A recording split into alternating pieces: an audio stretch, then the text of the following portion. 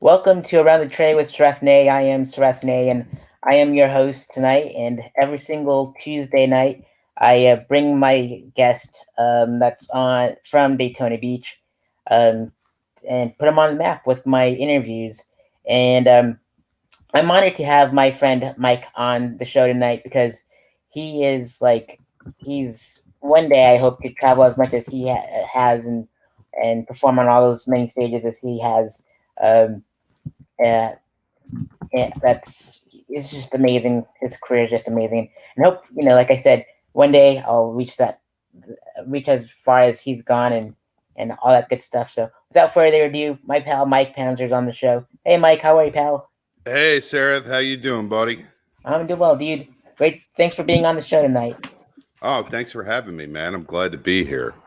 You're As very you can welcome. see, Publix is quite busy right now in the parking lot. Indeed, I love their pub subs and stuff like that. It's good stuff. Me too. I could eat chicken tender subs all day long. Oh Although man, Wawa's giving them a run, dude. Wawa is giving them a run. yeah, I love Wawas too. Like I just can't. Like whenever I'm at a Wawas, I have to get like everything.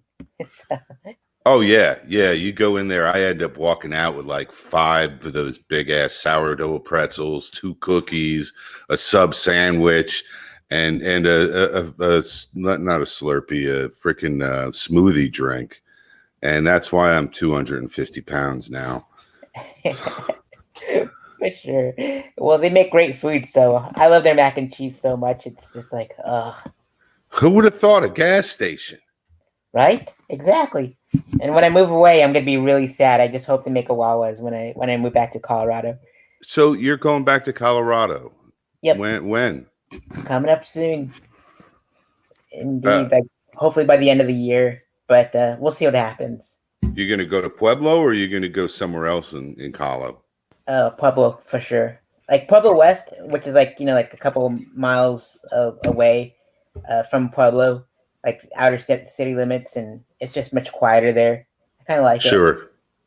Yeah, indeed. So, Mike, tell me about Mike's Losers. Oh boy, where to start? Let's. Um, I don't know. Let's. Got any more specific things than that? Oh, like your fan base and like your website when you first made it. Like, what made you pick Mike Losers and and all that stuff. Okay, I got you. You know, and I've kind of shifted away from that more just to going with my name. Originally, a large part of my act was talking about being a loser and how that's not such a bad thing. I'm kind of proud of my scars and failures, but I think over time that it's I've just learned that maybe it's just a word association thing. I don't think it's as inviting as maybe I thought it might be. It was a so I'm kind of moving away from that whole. God, I hate to say the word brand, but you know I felt like it was a little bit limiting, maybe also in the things I could talk about. And I think that the longer I do this, the more things I find I want to talk about that maybe I didn't always see myself exploring even a few years ago. So it's, the evolution of the comedian, I guess. Um, I still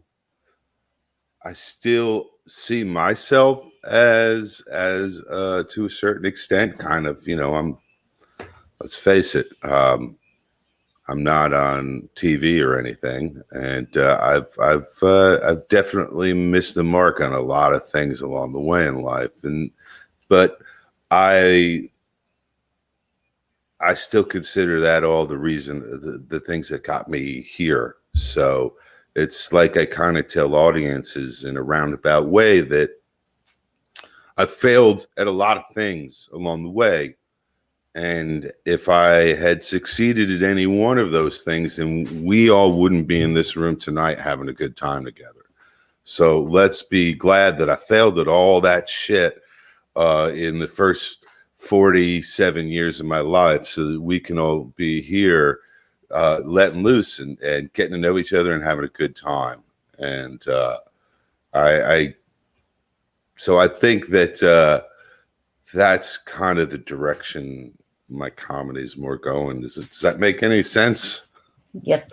One day you'll be on TV, I guarantee it. Hopefully for all the right reasons. Yeah, indeed. And you started off in Austin, Texas as a stand-up comic, am I right? I did. And it's a sad day for Austin comedy. Capital City Comedy Club has shut their doors permanently. They announced, I guess today or yesterday, which sucks. They amazing room, 35 years.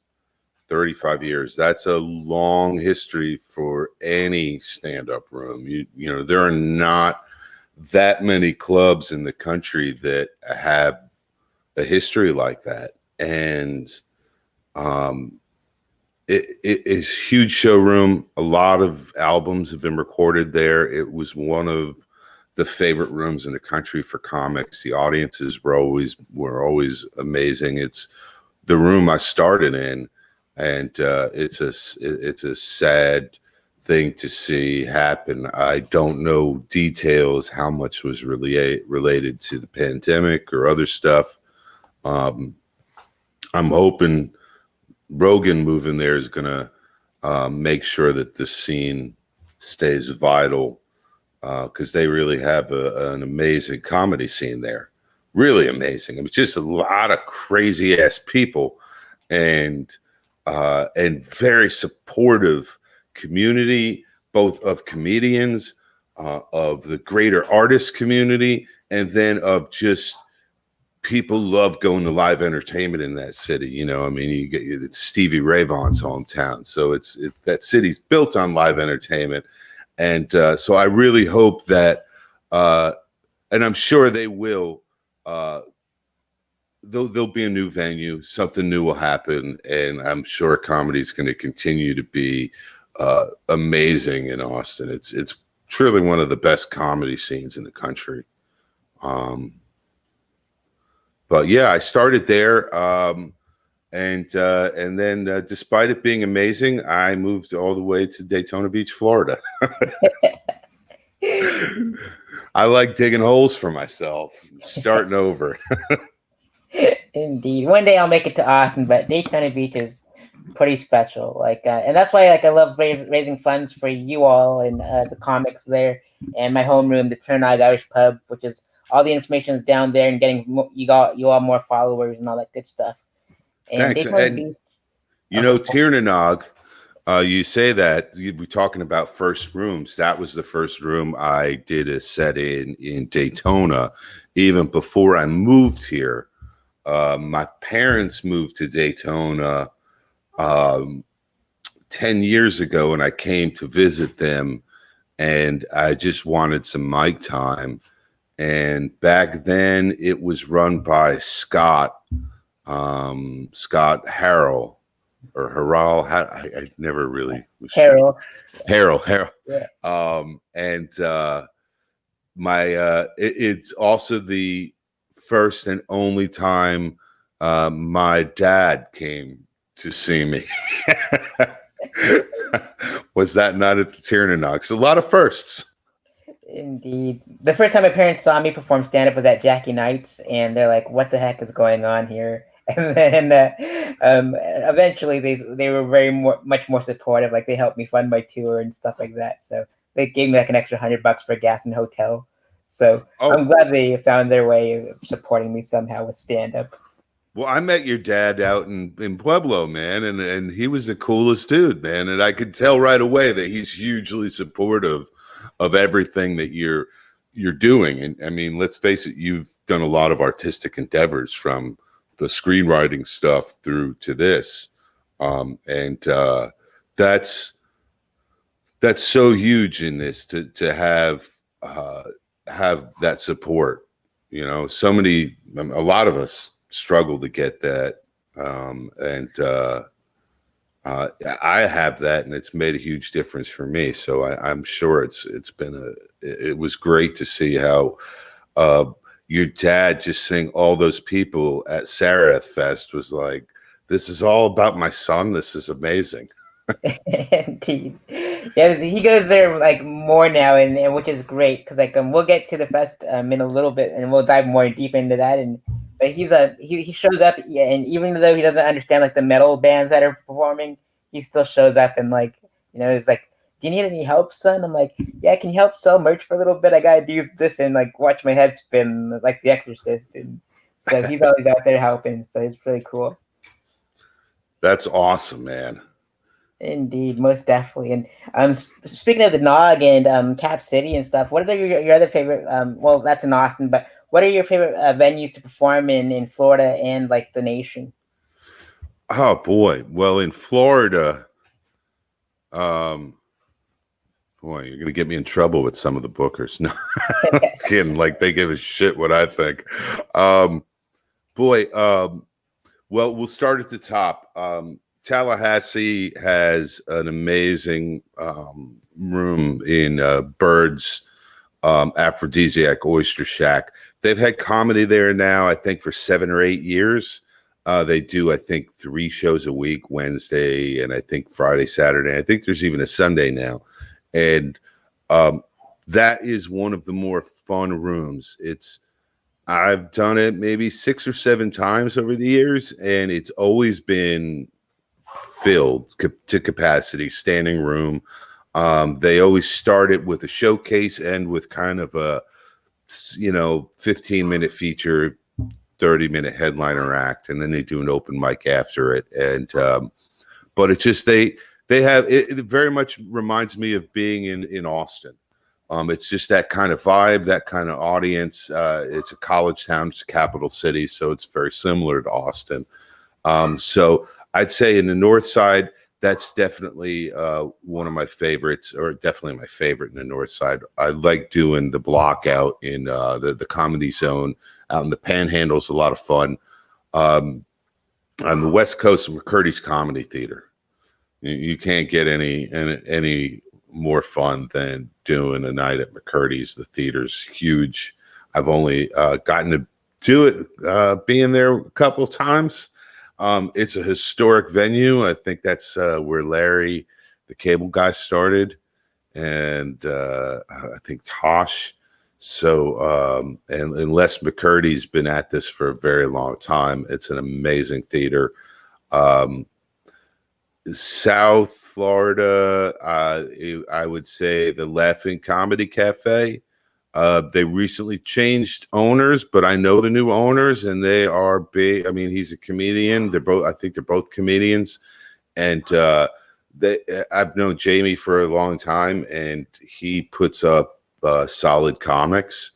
And that room's always been fun. I've headlined it a few times. I started out featuring there 6 years ago, I think, and just a really, really fun room. Fort Myers really comes out for the shows there. And the Orlando Improv's always a great time. Even if it's a half house, it feels like a full house in any other club. So I love performing there. And of course, the Tirnanog is always going to be near and dear to my heart. It's the longest open mic in the Daytona area, and they've been doing that showcase for as long as I've been in Florida. It's changed hands, but Zach and Marty and all those guys were part of the crew when I got there. So it's changed hands, but it hasn't. It's stayed in the family. And, it also very much reminds me of going and doing sets in Austin. Very similar vibe where you're gonna see a like a club comic like me do club material, work on that shit, and then you're gonna see more alt comics stepping out. You're going to see Matt Elliott doing poetry and doing and opera about Batman. And you're going to see Zach, who's definitely more of an alt comic. He goes and does JT's festival, the Altercation Fest and stuff. So you're going to see a good variety of comics that you don't typically get in more of the club open mics. So and that place is just fun. Like you said, they've been doing comedy 10 years now. Yep. So for as long as I've been doing comedy, they've been doing comedy there. And it's a seedy little Irish pub. I mean, what more could you ask for? It's the perfect place for comedy. They make fucking empanadas in a little toy tabletop fryer with no ventilation right next to the stage. It's fucking amazing, man. I mean, I can't think of a more fun place to do comedy. There's random furniture and couches and just an Outback. Everyone's doing drugs. It's like a teeny tiny version of the Comedy Store in Daytona Beach. I'll never forget the night we had when we brought Stanhope out for his 50th birthday to do with Andy Andrist and Junior Stopka and Sean Rouse, and we did. You were there. You were there for that, and after the show we had them do the secret show at the Tiernanog. And I'd eaten a bunch of mushrooms, so I forgot where I was on stage. But I do remember there was a fist fight, and somebody took the microphone from Stanhope or something, and another person punched him in the face. And the next thing you know, we're all getting moved out of the back. And that's rock and roll comedy, man. You're not going to get that at the Improv. No way, man. That night was wild, and I remember taking photos and like this epic photo of like Andrus and Stopka and Doug just on stage together. It was like, it's on my Twitter. Was that when they were doing the billboard puppet routine? I wish that was at your venue. The night the show before that, but like it was like they were like looking off into the distance. It looked like, but it was like a really sick photo and it was pretty rad. That was an amazing weekend of comedy, man. That was just, I've never seen so much cocaine in my life, man. Indeed. We have some viewers in here, so if you guys want to jump in on the show, just more than welcome to jump into the live chat, but be nice to us and share some of your stories of like Doug Stanhope and seeing Mike perform live and all that good stuff. And my favorite stuff, like we'll go to the Stanhope in a little bit too. And my favorite things about you is like when you produce your own shows and you do like those Facebook videos with like Peter, and you're driving around town and you're going like bonkers on those promos, and you sell out all your venues whenever you produce shows. When you do that, and they're like the coolest promos. I'm honored to be mentioned in one. Like, what got you going into those promo videos? Oh, thanks, man. I appreciate that. It was the only time Pete and I got to spend together in the car. That was a large part of it. Because Pete at the time, he had the restaurant and he's got a wife and kids at home. And so him and I getting baked was mostly driving around promoting the show. So what better play? And so part of it was also I was pretty high, allegedly. And we were just having fun. And I think that's, I know it's cliche, but it goes back to the old saying, if you're having fun, then the audience is having fun, right? So we were just enjoying ourselves. We weren't intending those to really drive traffic as much as just honestly, the first time we did it, it was more just say, hey, we're doing shit.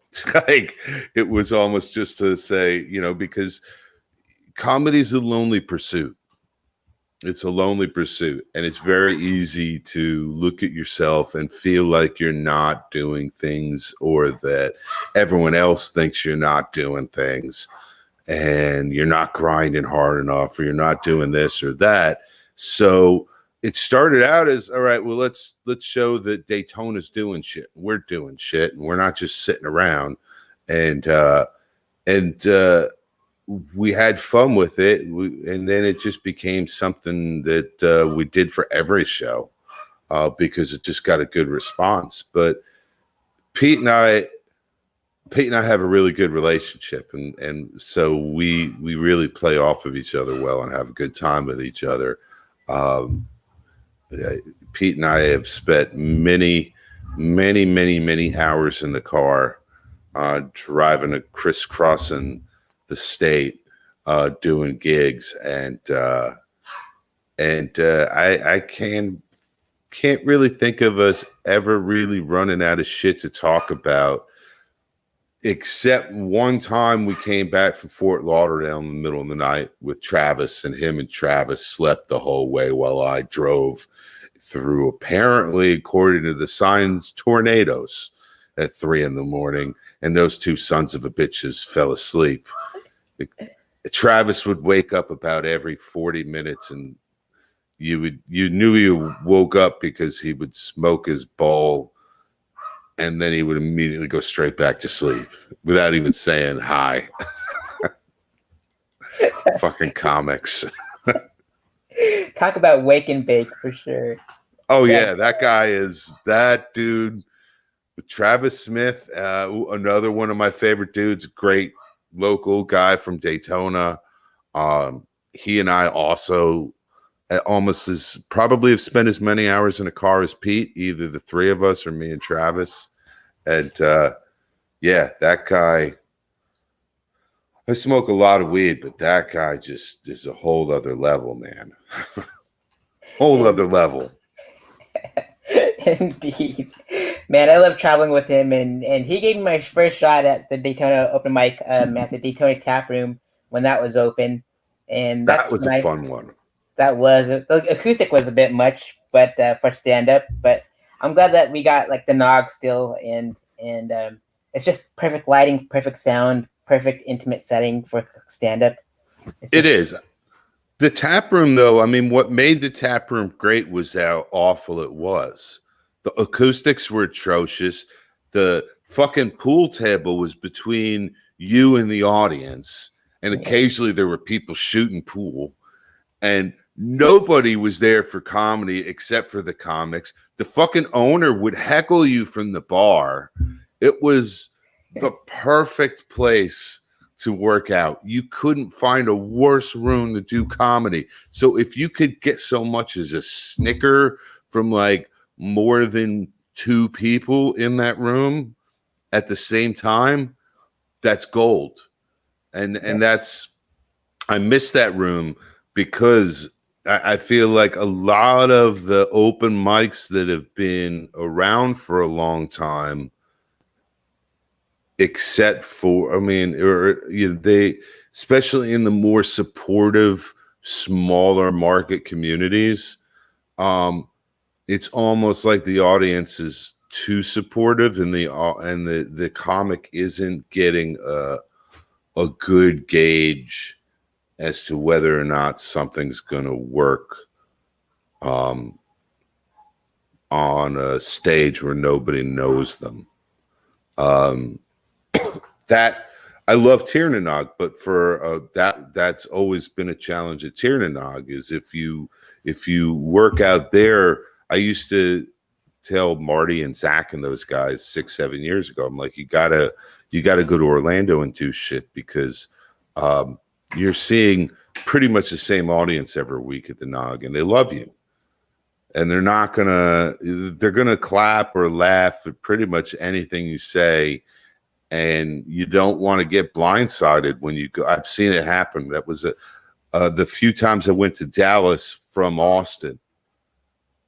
I got to see that happen, because all of a sudden we were in a big city comedy club with very different values and comedic sensibilities than maybe Austin, which is a much more liberal city.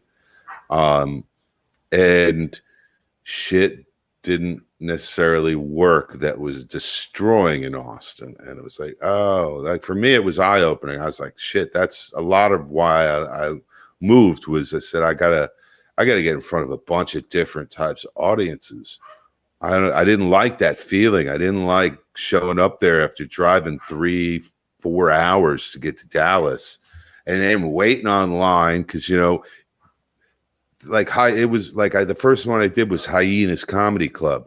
So even though they knew I was coming, it was still like I had to show up an hour early, wait with everybody in line for the sign up stuff, then sit through the first like 15 or 20 guys before I got to go. So it was a 5-hour adventure to get there, to get to the point I'm on stage, and then to have shit that I thought killed. And I was going up there to show them what I could do in the big city, and just have people go, no, not having it. No, get the fuck out of here.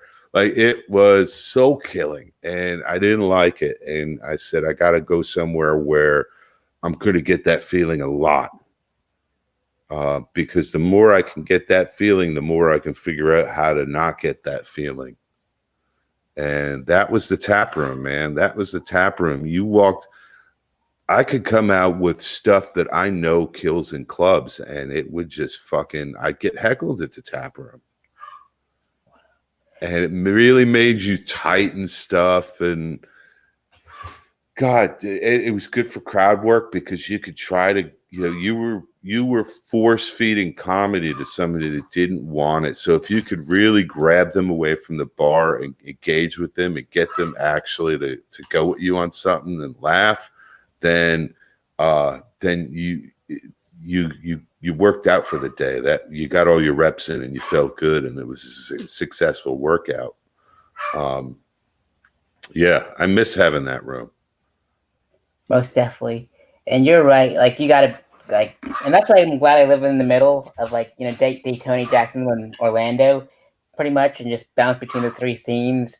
And because you never know what they like up in Jacksonville compared to Daytona, compared to Orlando, and just it's such a fantastic And think that's just in Florida.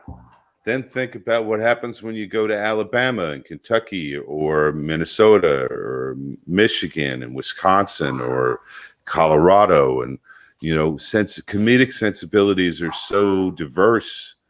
But Florida is one of the ideal places because it's the tourism state. So your audiences are going to be rotating in and out people from all of those different parts of America and other parts of the world even. And so without traveling too much, without having to travel outside of the state, you're going to get to see all of those audiences, so that when you do go on the road, you can be 95% sure that it's gonna work. Indeed, most definitely. And George Marino says, "Great seeing you, Mike. Love seeing you doing what you love and what you're great at." So that's fantastic. Hey, thanks, George. Good to hear from you, buddy. I went to high school with George. Sweet, good stuff. Most definitely. And speaking of all those states that you mentioned, what are some of your favorite places that you performed in all those different states and more? I got to do a set at the Comedy Works in downtown Denver, and that was probably the most fucking amazing stage I've ever stepped foot on to this day. It was a room. I think it seats like 400. It looks like it only holds 250, but they managed to sit everyone on top of each other, and it's like a basement. And the ceilings are really low, and it just, everything about the room is perfect. I'd heard before I got there, I'd heard so many comedians talk about that room, and for 5 minutes, I felt like the biggest star in the fucking world. I can't describe it any other way. I mean, they really. It was really an awesome experience. Someday I hope to headline that place. We'll see. But and Cap City was always a fun room. The Dallas Improv was fun. Hyenas they have two clubs, one at Dallas, one at Fort Worth. They're a lot of fun. Loonies. How could I forget Loonies in Colorado Springs? Fucking a great room. Eric has a great club there. Got a lot of great comics. And the Boulder Comedy Show also, I felt like a fucking rock star. I walked into this place and there was no place to sit. And they were ready to go from start to finish. And it was 2 shows, and both shows were completely filled to the brim on, I think it was a Sunday. So that was an amazing, amazing place to go. Zany's Nashville is kind of my fantasy dream club. I haven't gotten to go there yet. I've gotten to see shows there. I used to live in Nashville, but that's probably my bucket list room, because that's where I went to my first live stand-up shows. Was Zany's in downtown Nashville. I think the first show I saw there was Dr. Dirty John Falby, who's a dirty old dude that just sings dirty songs on a piano and drinks beer all night. So it was a rousing good time. Chick McGee was the MC that night from the Bob and Tom show. So that was kind of what first, I don't know, first made me go, wow, this is like a real thing. It's not just something you see on TV. The Comedy Caravan in Louisville, Kentucky. Fucking amazing room. I didn't know what to expect going into Kentucky. I'm a New York boy. I mean, I grew up in New York. Yeah, I lived in Nashville. Yeah, I lived in Austin. But Kentucky's a whole different world. And I wasn't sure what to expect. And just great audience, great comedy scene. Club is run really, really well. And it's a great, fun room. So I would say those are my favorites. Awesome, man. You mentioned a lot of rooms in Texas and Colorado, and now I'm like so happy that I'm moving back to Colorado. And I got to touch like the stage at the Downtown Comedy Works once at downtown, and it was for the show Thick Skin, and Greg was hosting that show on that Monday night, and like Mike Stanley is taking over with his a co-host, and like I'm having Mike headline Mike Fest, Sareth Fest next year, because he was supposed to headline this year, but he's in Detroit because of the COVID and stuff. So, but I can't wait to have him there. But speaking of Sareth Fest, you headlined there one time a couple years ago. And that's when you met my dad. How was your experience in Colorado during that time? It was amazing. I mean, it was from start to finish. I had the best time. I drove all the way from Florida. That was so it was a little bit of an experience. But I stopped and I did a set in Mississippi, did a set in Dallas, did a couple shows in New Mexico, and then I went into Denver, and then went to Boulder, and then down to the Springs, and then to Pueblo. And man, every second of it, I was blown away by the diversity of, like, I didn't realize there's a fucking desert in Colorado. I didn't pay a lot of attention in school. I'm not that bright.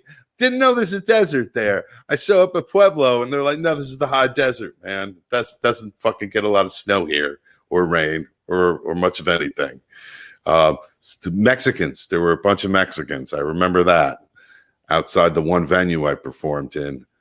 there was a security guard that was like, I forget the name of the venue, the Blue Light something or other. Oh, Smitty's Green Light Tavern.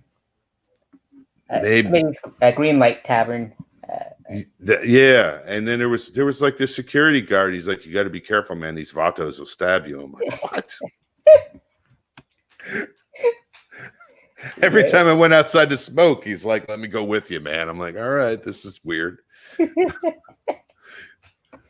It was interesting because I think I remember one of the things that stood out when I first arrived was that the bars are 24 hours a day there. And I guess it's because that was was it steel or mining? What was the industry there in Pueblo? Steel. Steel. So they run 3 shifts a day. So somebody's always getting off work at any time of the day. And so it's nighttime for somebody.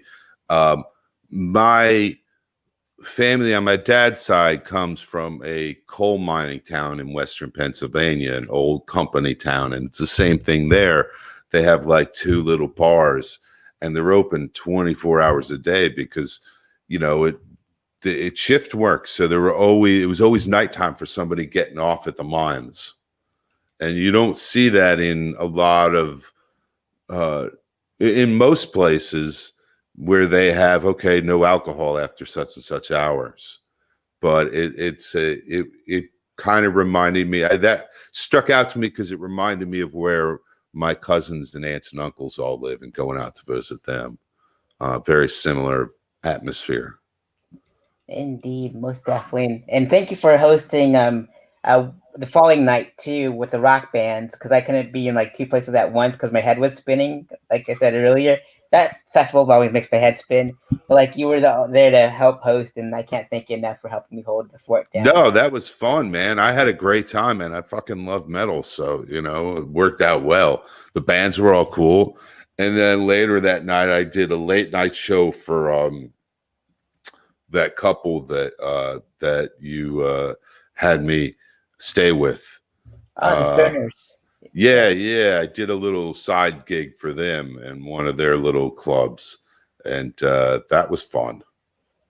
Indeed, most definitely. I'm glad you had a fun time, and when Daytona Beach takes over, like my fest in like 2 years or so, because I'm trying to put like Orlando have a takeover and Jacksonville have a Daytona and Gainesville and Melbourne. I'm trying to have those guys take over because I'm like, with my festival, I'm trying to give back to those that, you know, put me on a show. And it's like, I'll give you guys stage time, I'll pay you guys and all that stuff, and it's just like maybe a way of saying thanks. Like, all I ever wanted was stage time here to be on a show, and so that's what I do with my fest with the comedians. I'm like, I'm giving back to you guys and coming back tenfold. So that's I mean, that's what makes you such a special part of the community. I mean, there's not a lot of people who give back more than they take. And that's for as long as I've known you, that's been you. You always, the first time I met you, you were saying, "Hey, can I interview you so you can get some promotion?" And it's like, well, nobody comes up to you and says, "Hey, how can I find you more fans?" Without ulterior motives, but you don't have any. You weren't like, "And let me sign you up for anything." You were like, "I just want to do this." And you've done it with, I don't know how many comics at this point. You've made a career out of promoting other people. And that's an amazing, just because you genuinely like them and you want to see them succeed. And that's fucking awesome, man. I wish I was that good of a person. Thank you so much, Mike. It means the world to me, and I love what I do. It's like, you know, I don't really get paid for this, and I don't get paid at all, but I just like helping my friends level up, you know, and that's what I do. Why I do what I do, you know, and Well, speaking plus, of that, Wu Manchu's always there with his magic. That's for sure. Yeah, superheroes are pretty rad. Indeed, he did the Bacon Blues show and had that, you know, room divider up, and Devin was like, Siebold was the headlining. Goes, I've never seen anything like that. It's like, indeed, good stuff. And what other festivals have you been a part of, and what are your dream festivals to be on? I haven't really done festivals. It's fests have never. I've never really pursued festivals. I've if there were any I really want to do, I would say just for laughs. Of course, that's a profession, but that's an industry thing. I don't know. Festivals to me, unless they're because like I know you and it's going to be this fun thing. And I don't know. I'd just rather be working in a club. You know what I mean? Than it seems like the process is a lot. And I don't know that the return is always. I know festivals have become competitions for the most part, and just like all comedy competitions, there's a lot of everything's very subjective and debatable, and a lot of people end up leaving with hurt feelings. And I don't know. I'm too old for that shit. I guess I'm almost 50, so I'm like, Oh yeah, there is one that I would really, really, really want to do. The Legion of Skanks, Skankfest. Ah, Skankfest. I would fucking love to be in Skankfest, if for no other reason than I love the podcast. I love the guys that are in the podcast, and they fucking love that style of comedy and the comics that will be in that that festival. Both. The one they do in Houston and the one they do in New York. So yeah, I would love to do that one because I think it would be a fun, good time, and that's what I want. That's why I do this. I want to have a fun time. That's why I do stand up. It's otherwise why I could just go fucking back to a cubicle job and make more money, but fuck that. I want to have fun. I spent decades not having fun, living like a normal human being with my fucking shirt tucked in and wearing slacks and talking about Mondays and Wednesdays and happy hour with a bunch of people that mostly I didn't really like and they probably didn't like me, and PowerPoint presents. Fuck that. I want to have fun. And so, yeah, I try to approach every opportunity and gig is this going to be fun? Because if it's not going to be fun, why do it? indeed. I did, I made good money doing something that sucks. So yeah, you can make money doing things that aren't fun, but you'll end up going, you'll end up looking in the mirror at some point going, why the fuck am I making myself miserable like this? The money becomes not worth it anymore. So, and I'm so glad you traded that outfit for your pajama jeans and your robe. You and me both, man, and my waistline. Very thankful. Nothing cinches tight anymore. Indeed, and you've been on my interview series, and this, I guess you can call this a podcast, Yeah. whatever you want to call it. But you've also been on, circling back to Doug Stanhope. You were on the Doug Stanhope Shot Clock podcast. What was that like? That was really cool. That was fucking cool. Doug is exactly how he seems in every way. That he is exactly as presented, and it was a little intimidating, to be honest, to sit across from the man himself, but he loved one of my jokes. So he opened up talking about how much he loved one of my jokes and how he accidentally had outed that joke on another episode of the podcast because he was talking about how much he loved it. And so for me, that was shit. What more validation do I need at that point? Like that was one of those rare moments where for a brief second, I was like, "Hey, I'm not a fraud," because I think all comics have that idea in the back of their head that they're like, somebody's going to figure out any second that I don't belong here, that I don't know what the fuck I'm doing. Like, we all have that. I think you have that in most professions. The longer you do something, the more you're like, shit, I'm going to get found out. And I worked at a major tech company for a lot of years, and I would go in every day wondering, genuinely, trying to weigh out, will my badge open the door or not today? I went that way for years, every day. So because you get this feeling like you're an imposter. So to have somebody who he's a real comic. I mean, he is a real fucking comedian, a fucking, I don't know, 30-year veteran. He would have seen through my shit if it was bullshit. So the fact that he liked it, for me, was a very validating moment.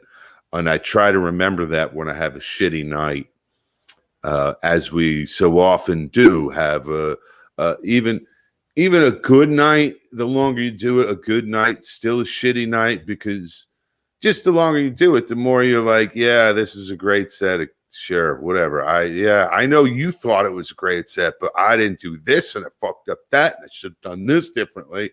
And so it's, there's every night you have that little bit of doubt, and I try to remember when I have a tough one. Hey, Stanhope liked one of my bits. So if you hear this, Doug, that's you're the reason I'm still alive. I don't know if that's good or bad. Indeed. And we have some more viewers in here, so if you'd like to jump into the comment section, the live chat, more than welcome to. Just be nice to us. That'd be awesome. And what other podcasts have you been on besides Doug's Stanhope's? Oh, gosh.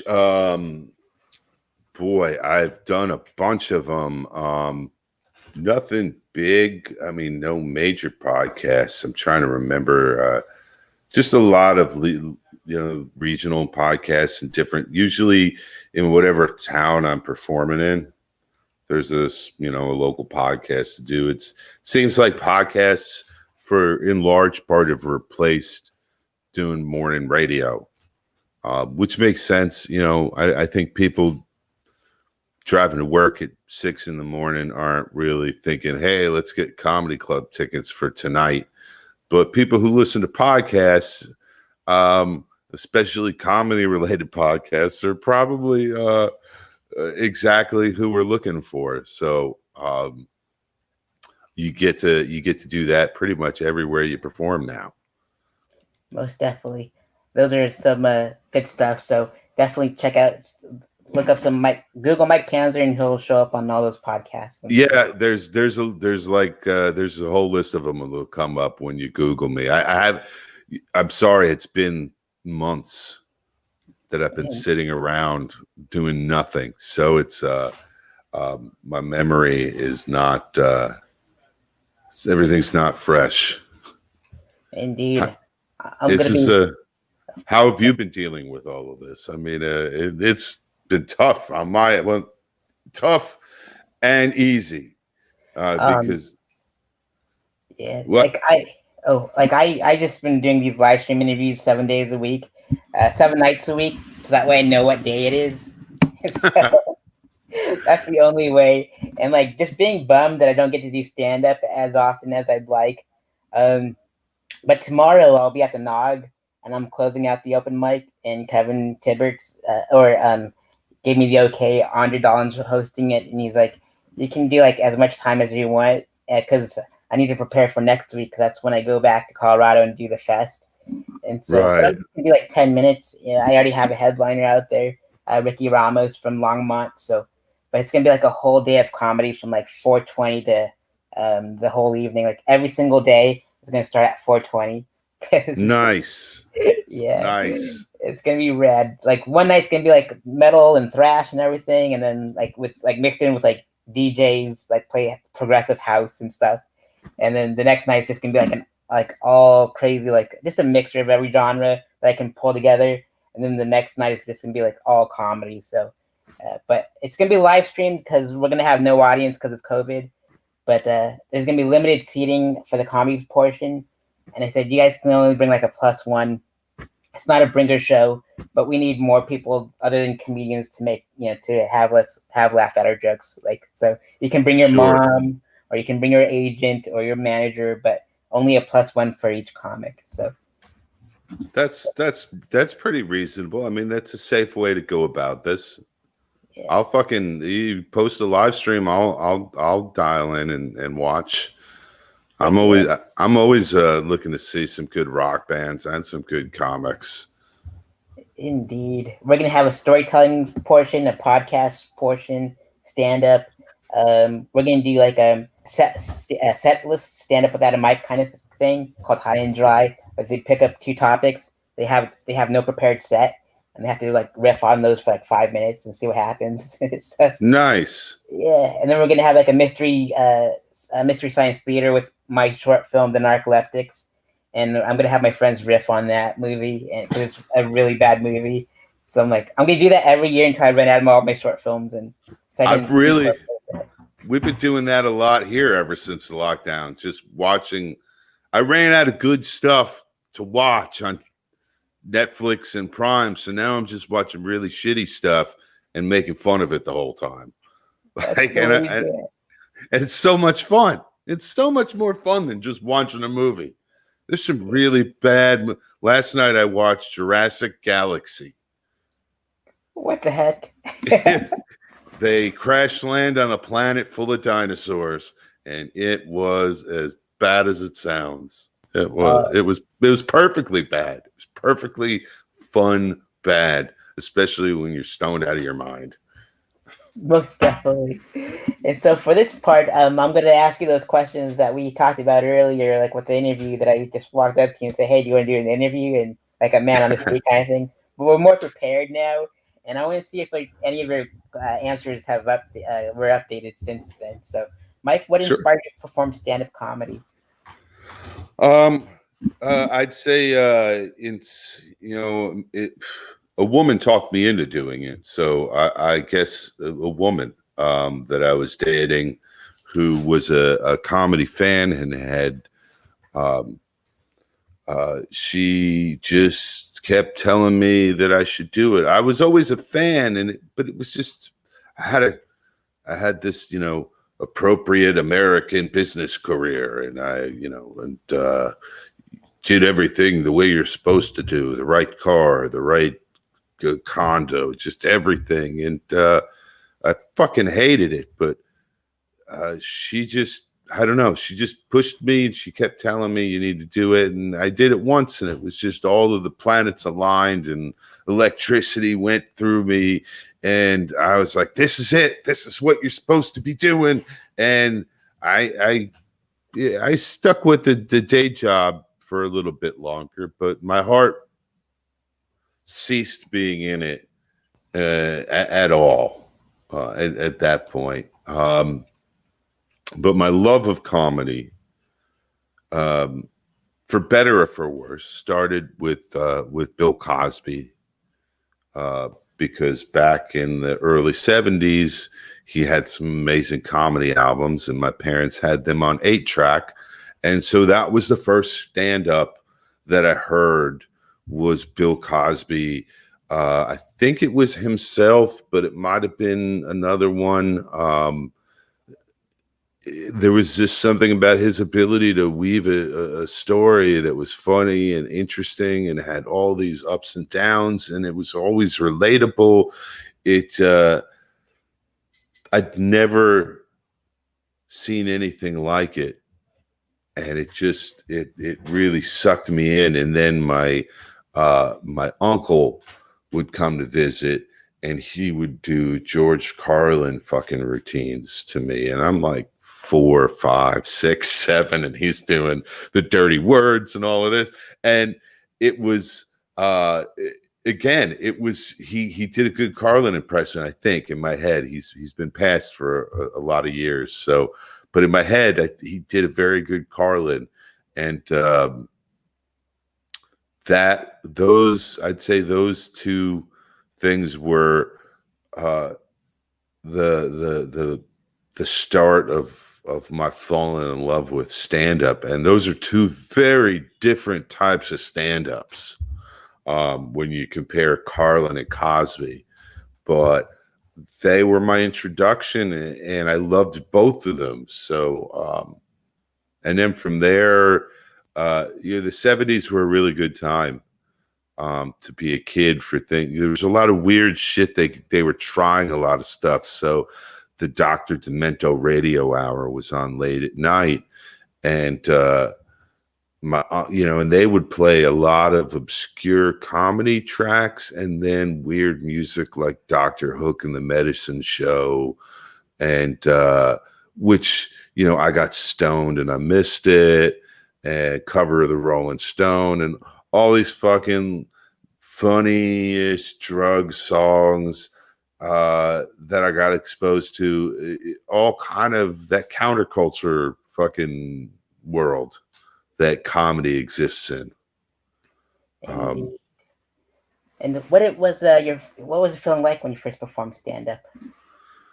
What was the feeling like when you first performed? The feeling like terrifying, man. Abso-fucking terrifying. It was one of the scariest moments of my I could remember. And I had a background long before my regular job career. I in the theater. That's what I went to college for. That's what I went to Nashville as a singer.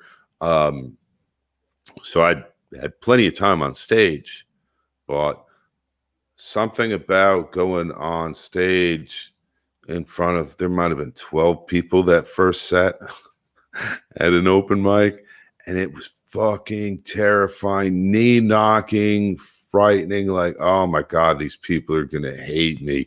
And you got to remember, I looked like, this is a town like Tallahassee. It's, college town, Austin. And there am I with my khaki slacks and my polo shirt and my shaved head and goatee and looking like a fucking narc. And like, they're going to fucking hate me.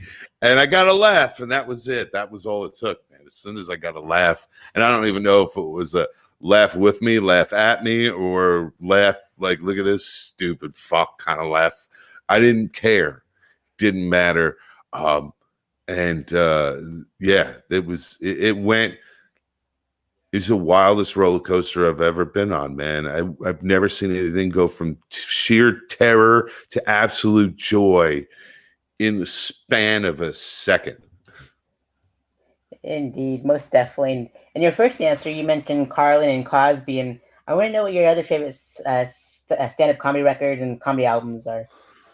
Oh, sure. Well, probably my all-time favorite is, and I think it's everybody's favorite, is Dave Attell's Skanks for the Memories. I don't think a better comedy album exists.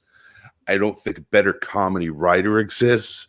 I think Attell, whether you like Blue or not, he is the quickest, sharpest fucking guy out there. He amazes me, and I love everything. I mean, that was one of my favorite albums ever. Trying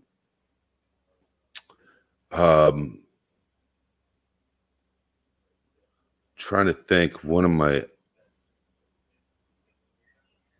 I can't remember the name of the album, but it was Big J Okerson, the Crowd Work album. I don't think there's a comedian that's better at crowd work than Big J. That dude, again, he's blue. He's going to work really blue. He's going to talk about little dicks and and big black cocks and vages and all sorts of stuff. But I saw him at the Orlando Improv last year, and the typical table gaggle of ladies up front on a fucking ladies' night bullshit out that is every comic's nightmare. He can do crap. I watched him just take these women, and they were with him every second of the way as he said the most fucking horrific things to them, things that we're not supposed to say.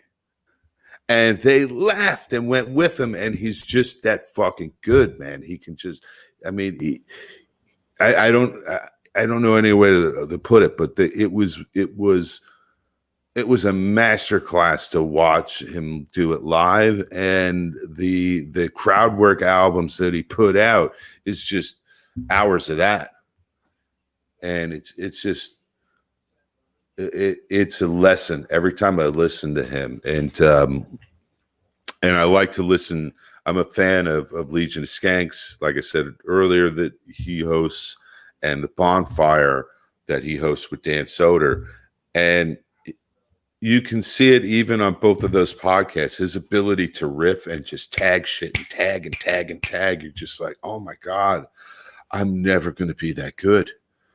It's amazing. And it's fun and it's hilarious. If you get a chance, if you haven't seen it, and it might get you canceled, but probably the most hilarious clip from Legion of Skanks is when he does. They have a little doll of a little black baby, and he does Black Baby's first Def Comedy Jam set, and he has a little doll that he's holding while he says, or Lewis is holding while he does everything, and he basically does a Bernie Mac set with like this little black baby in a diaper doing all the motions and shit. And, you know, with everything, with the music breaks down to DJ, play me a song. I've never laughed so hard in the last 20 years of my life. Indeed, I'll definitely have to check that out. And he's, you know, like, I love how he's like no holds barred, you know, like Big J is. And it's just like, it's great. And yet so laid back in the way he does it. There's nothing aggressive about it, which is, I think, a large part how he's able to do it is because it's so non-aggressive, and he's so self-deprecating that he can also say a lot of crazy shit. He is definitely one of my favorites, but that crowd work, the crowd work albums are fucking incredible. I think Adam Murray actually either hosted or featured for him down at the old Improv in, I don't know if it was, I think it was the Miami Improv when he was recording those albums. Wow. Yeah. I went to see him with Adam, and after the show, Adam went up and they were talking about it. And I stood there and stared at him like a Star Trek fucking moron and didn't say a word. I just sat there next to Adam and stared at him until they finished talking and he walked away. And I never said a single word. Good stuff, most definitely. And they've been on like the comics that you've mentioned have been on TV and film. And I want to know what your favorite sitcom, sketch shows, and comedy films are. My favorite sitcoms, sketch shows, and Seinfeld, of course, was I'd say top three. I'm from New York. I'm of the generation that was kind of watching Thursday night TV when Seinfeld was on. And so, yeah, I mean, love Seinfeld. Married with Children was what my family and I watched growing up. So that was That was our Brady Bunch. Was Married with Children. May also have something to do with why I do what I do these days. Those were definitely my top two sitcoms. I don't really watch a lot of sitcoms so much. After I started stand up, my sitcom watching declined a lot. I think it's like anything else. Once you start to see how the sausage is made, you start to watch it and you're like, oh, I see what they did there. Oh yeah, they're going to do this. And then you're like, oh, this isn't fucking fun anymore. Because now I'm predicting and I'm scrutinizing shit that, so I stopped. I didn't intentionally stop, but I definitely just my viewing of them just kind of declined over the years. If there's anything I really like to watch still, it's Rick and Morty, which is just good, wholesome fun. Indeed. And sketch shows? Sketch, I grew up on Saturday Night Live. The original cast, the early 80s, those were some amazing years of SNL. And then, like the Mike Myers years were fucking amazing. So you couldn't really go wrong. I haven't watched it so much in the last 20-ish years or so. I hear it's gotten better again. Although that whole thing with Gillis kind of fucking turned me off. With Shane Gillis when they hired him and fired him like within 3 days over some shit he said on a podcast years ago. They knew the guy they were hiring when they hired him, so he's that kind of comic. And of course, I was there, for drawing a blank now. Shit, with Jim Carrey. In Living Color? Yeah. So in Living Color, the Wayans, they brought a whole different type of sketch comedy to TV. From the fucking sexy dancers to fucking Homie the Clown and Fireman Bill and all that shit. It was a new type of absurd comedy that I loved. It was a great show. It was a great fucking show. So I'd say that'd be my sketch. Indeed. And comedy films? Comedy films, I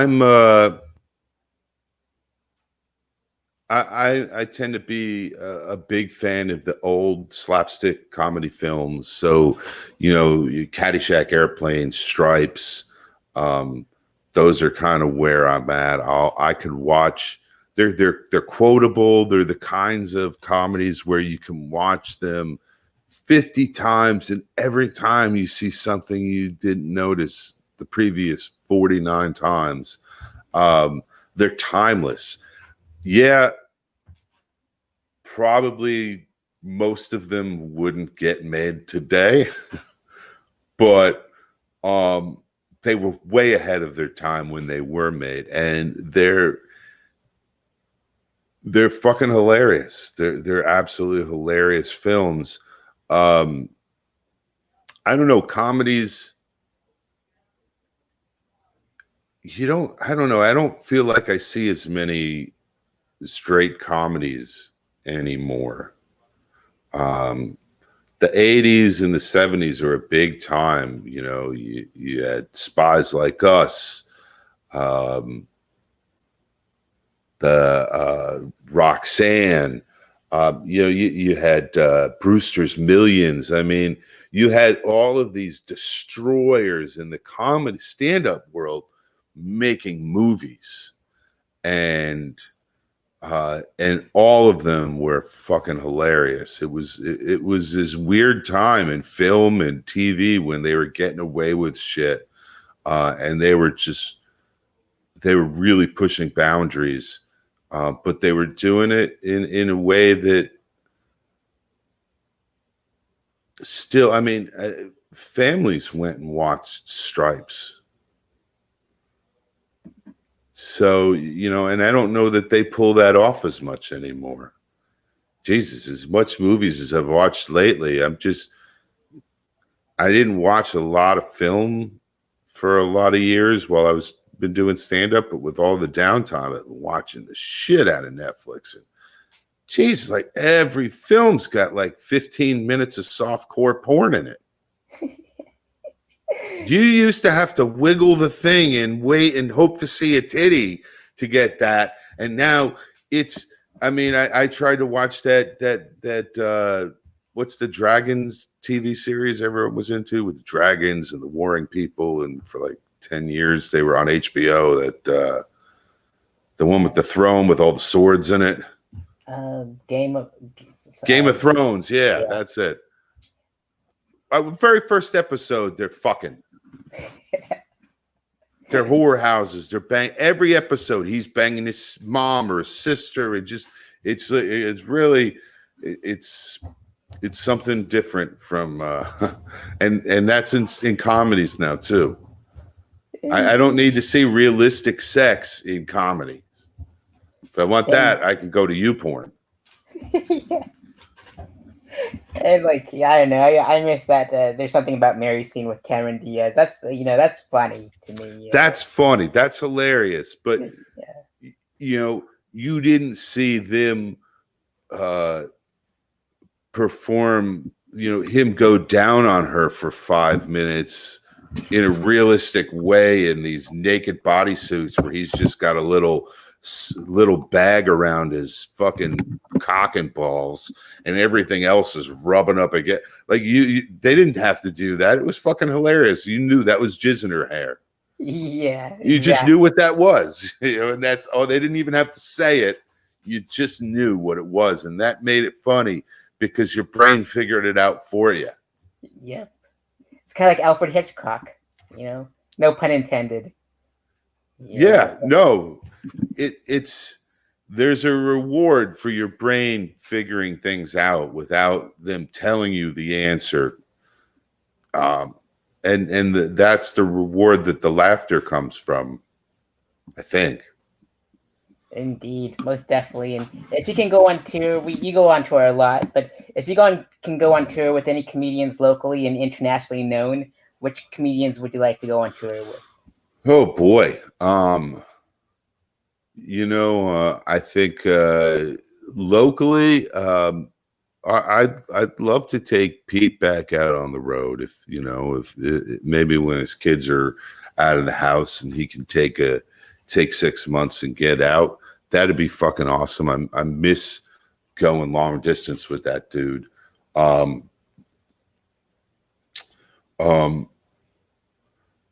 Jack Napier. I've taken Jack a few times, and I fucking love that dude.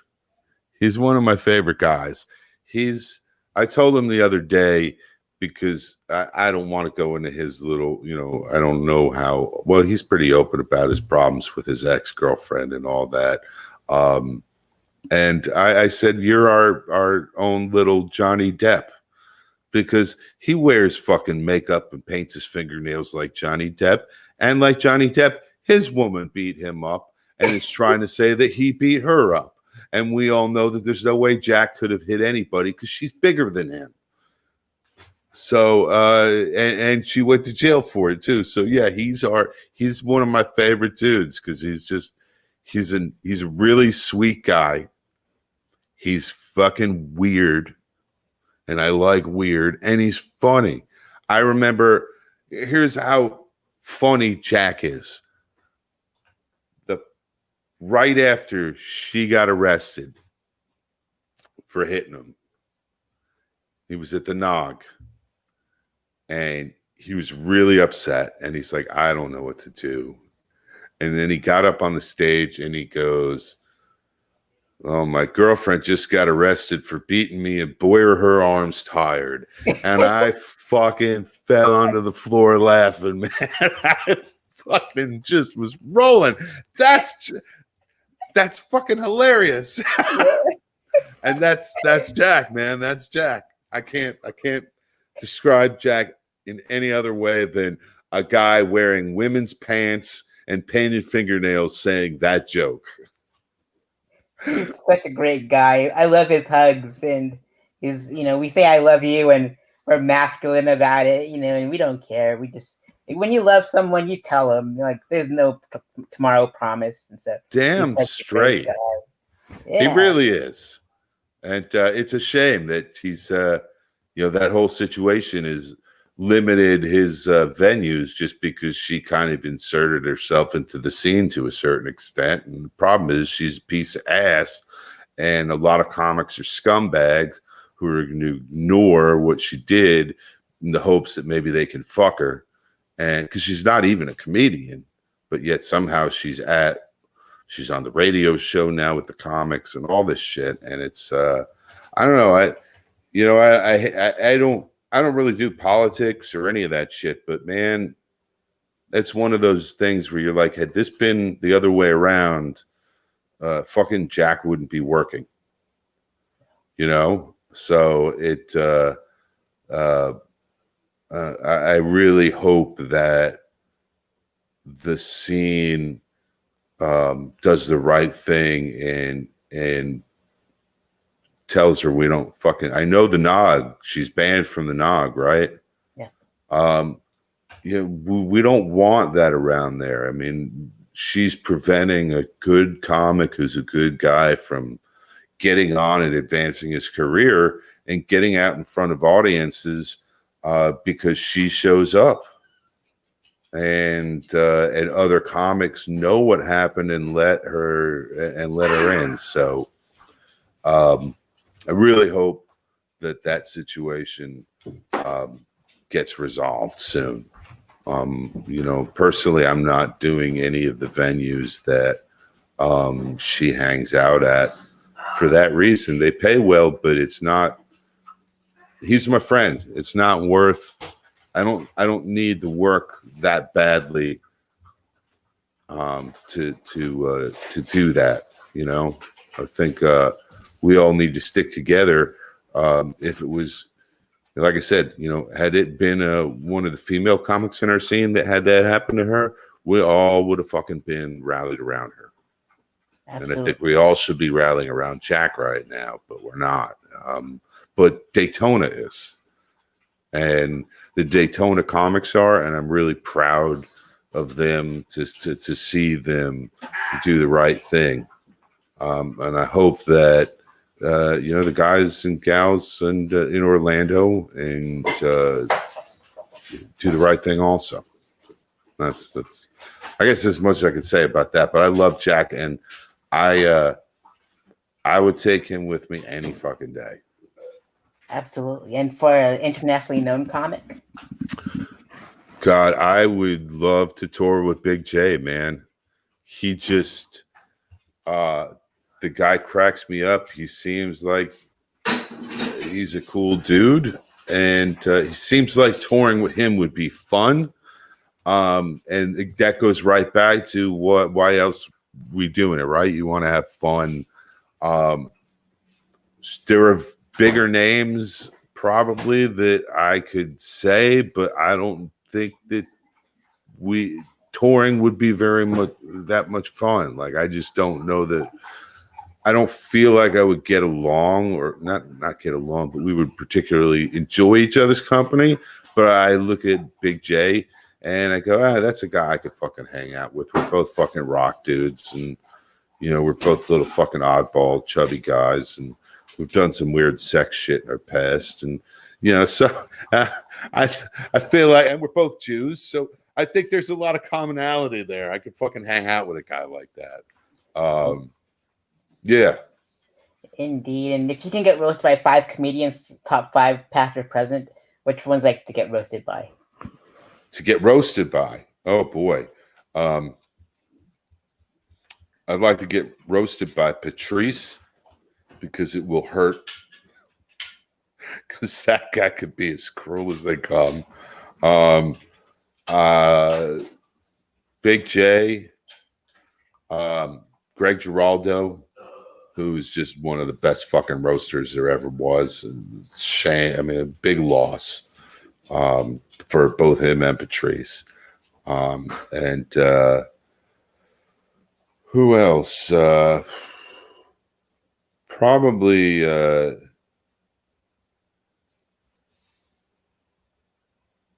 I think Tony Hinchcliffe, because he is the roast fucking master. So he'll say things that will really make me question whether or not I should be on this planet. And that's always a good feeling to leave a roast with. And I don't know. I think I'd love to do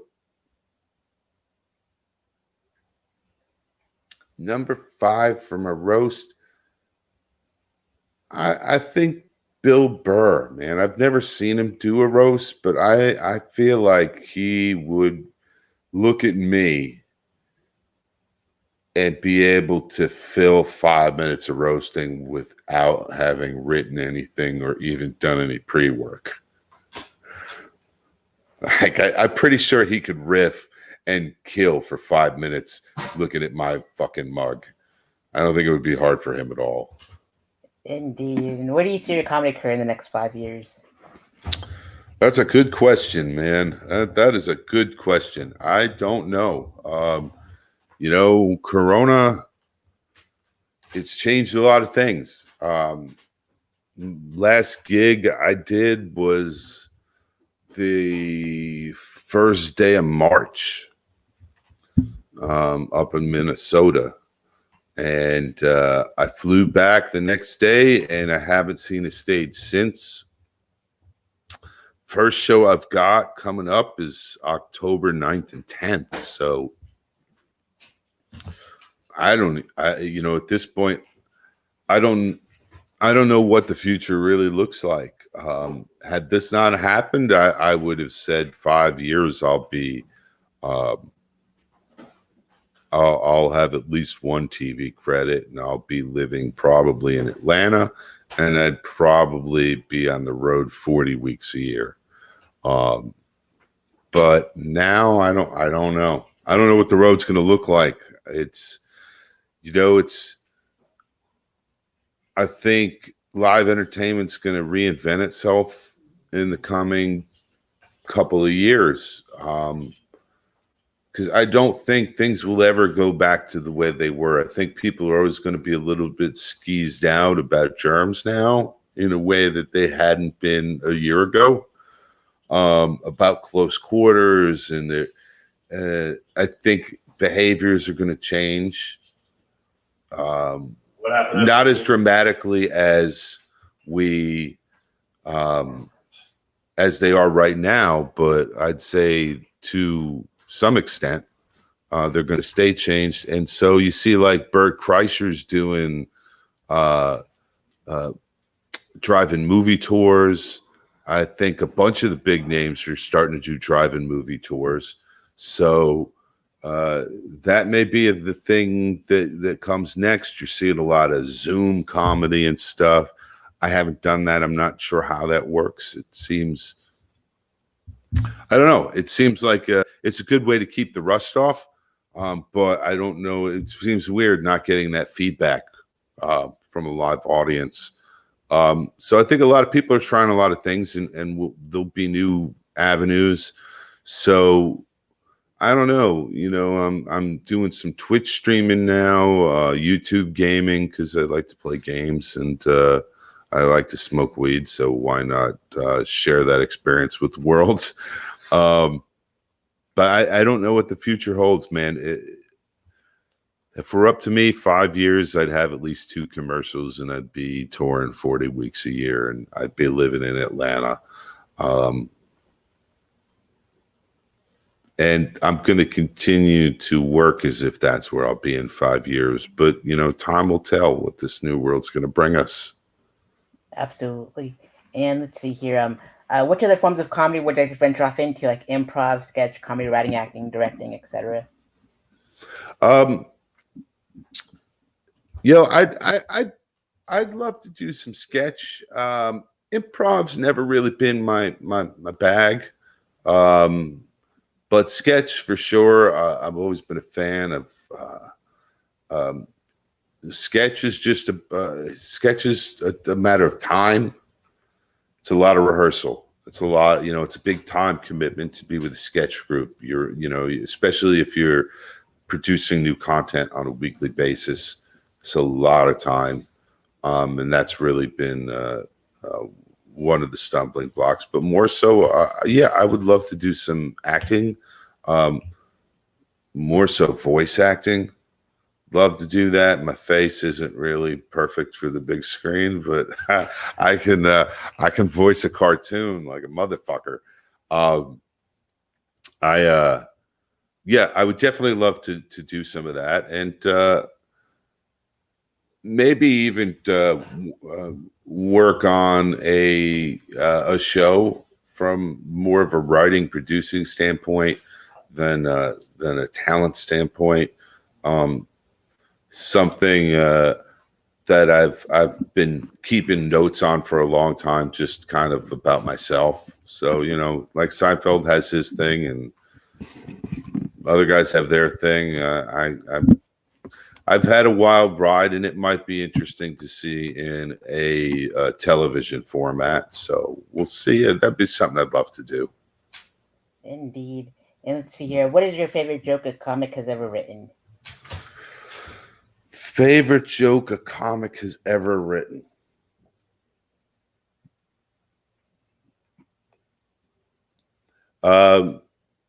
Big J has a bit about finding, doing his 13-year-old daughter's laundry and finding the crotches cut out of all of her panties. And, he spends about 5 minutes exploring why and how terrible it is. A guy that looks like him is holding up 13-year-old crotchless panties in a laundromat with all these people around. And it turns out that I don't even think she was 13. She must have been younger than that because she had maybe 8, because she had little shit stains on them and she had been cutting them out. And he's like, that's why I found these little shitty Hannah Montana faces in the garbage for the last week. And it was such an honest, and at least it felt genuine story. And seems pretty real for a little kid to cut the little shit stains out of their underwear. And just to see the juxtaposition of the story of the little girl and folding her underwear and the little crotchless panties and the shit stains with a guy that looks and sounds like Big J is just that I've seen that bit and heard that bit 100 times, and I fucking laugh every time. Indeed, man, definitely it takes, like, that's what I love about comedy. Is like it just misdirects you to into something completely different. Like you expect something else, but then it's like totally, it just takes you on a different journey. So. Yeah, the whole time, the whole story, you're like, what is going on here? But the last thing you expect is, oh, she had little shit stains and she was cutting them out with scissors. Like you just don't see that coming. But then as soon as you hear it, you're like, oh, I can totally see that. But until that moment, you have not a million years would you see that. Indeed. So it really is a great bit, and it just and that genuineness makes it even greater, because I think that's important more than ever today. People want it to feel like it's really coming from the heart, like there's some truth to it. Most def. And what experience would you like your odds to take with him after his set is over?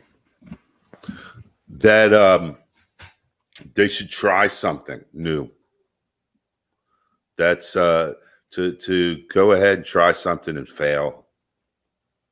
That's the message I want them to take, is fail a lot, fail at everything you can, because eventually if you'll find something that you're fucking great at and you love. And it's a lot of times we settle for one or the other. Either I love it or I'm great at it, but I'm not both, because we're in a rush to get comfortable and secure and safe. And so fucking just try things, just fail. It's going to hurt. And eventually you'll get used to it and it won't hurt so much, but you'll also get to a place where you're like, oh, fuck yeah, this is it. This is the thing. This is where it is. You know, I did school in Israel and farming in Israel and music college and country music and business and the military and politics and the theater. And I failed at all of them to get to the thing that I really love doing and that I think I'm good at, which is the comedy. But I failed at all those things to get here. I think that's kind of where we started the show, right? Yep. Indeed, everything comes back full circle. It does. Yeah. The circle is now complete. Indeed. And you can follow Mike and the Turnog Irish Pub and raise funds that way. That's scrolling on the bottom. And all of Mike's information is on the bottom of this YouTube video. So there's more links that I couldn't fit into this ticker. So and all that good stuff. And donate if you can. That'd be awesome to both the Nog and Mike, and help them on their get them on their feet and put money in their pockets when shows aren't going on. All that good stuff. And Mike, is there any final words you'd like to give out to the viewers? Thanks for having me on, Sareth. Dude, it's always great to see you. Hopefully I'll be back in Daytona before you leave for Colorado and we can hang one more time. If not, I'll definitely see you in Colorado at some point. And you can, if you're in the St. Cloud, Florida area, you know, Kissimmee, St. Cloud, Lakeland, Orlando area, the 9th and 10th of October, I'll be at Porky's Comedy Club. We'll be headlining. Their shows are 8 and 10. Get on their website, get some tickets, because that place sells out and they will sell out fast, especially post-lockdown. People are trying to get the fuck out of the house. And I promise you, as a former Texan, you will not find better barbecue in Florida than at Porky's. So yeah, that's hope to see you there. Most definitely. Get those tickets on Porky's website and get that barbecue and that good stuff. And Mike, thank you so much for being on Around the TV Tray with Sareth Ney. It feels weird saying Sareth Ney because I'm Sareth Ney. But that's the Twitter and Instagram handles on there. And thank you so much, bud. And I look forward to having a Daytona takeover with you on it and all that good stuff at the fest. So I'll see you soon. Hell yeah. Thanks, cool. Sareth. See you soon, buddy.